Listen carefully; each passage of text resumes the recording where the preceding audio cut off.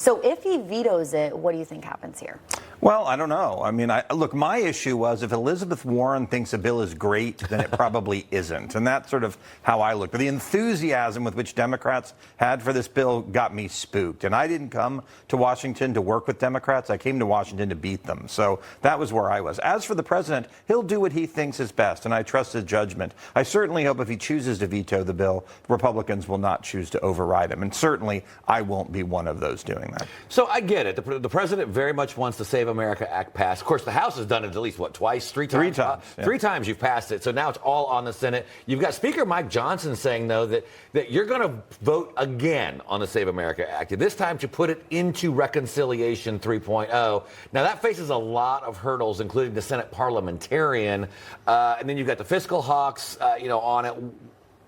Do you think that's the only way we're going to get this thing through?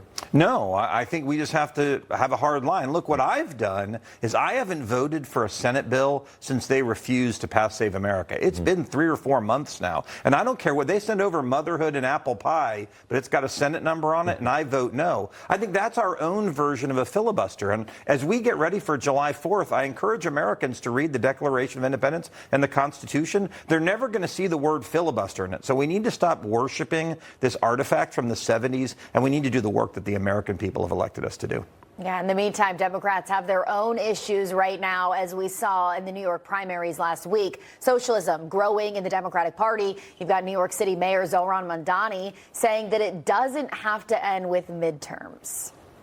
And what these candidates offer is a vision that extends beyond the midterms, it extends beyond 2028. It speaks to what makes so many of us proud to be Democrats. It speaks to a vision that goes back to a New Deal understanding of what working people deserve.